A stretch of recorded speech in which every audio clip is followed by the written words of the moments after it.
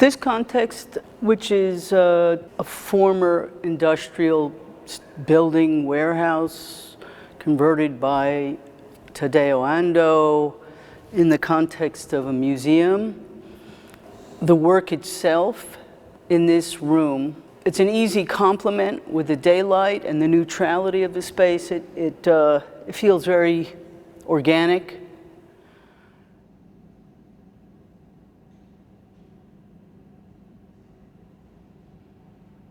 The first time I installed this work was a room twice the size by another extremely interesting architect, Peter Zumthor, in Bregenz.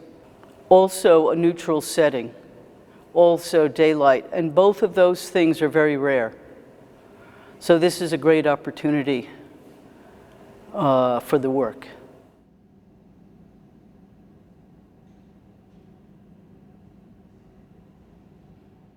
This work is endlessly malleable.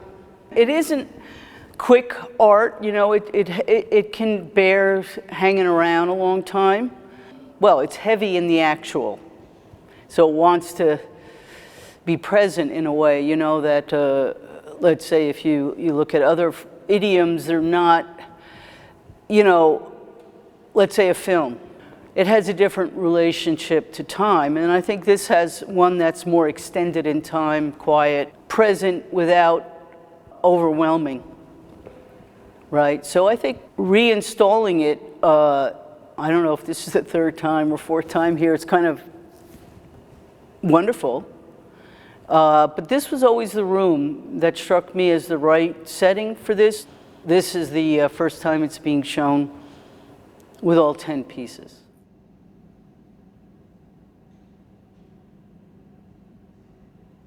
Well, you know, I think that in the context of the curatorial interest, Mouna wanted that personal connection. When she came to the studio, I happened to have a lot of, not a lot, but I'm not a collector, but I had, you know, a number of works in my library, which I keep in my studio, and she saw the work that we have here, the Via Selmans and Louise Bourgeois drawing, the Felix Gonzalez Torres puzzle. I had proposed a wider range of things that she could choose from, and we wound up with these three, and I think it's an interesting choice because they all strike me as a kind of infinity image. One being Louise's insomnia. So there's just this endless, you know, marking through the night.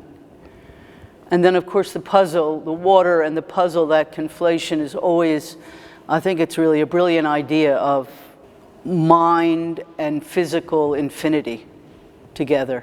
So water and spiritual space.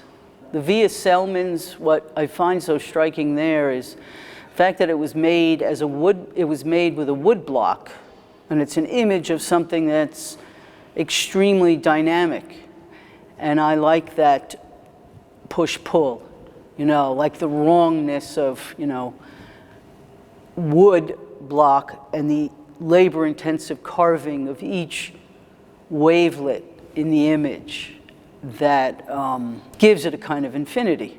They are things that have moved me over the years, and I think that's really the choice for Mouna and myself. I think so much of what something is circumstantial, you know, and proximity. Being close to something, you're going to find a relationship. If I stand here, you're going to see a relationship between the blueness of my shirt and the blueness of the piece.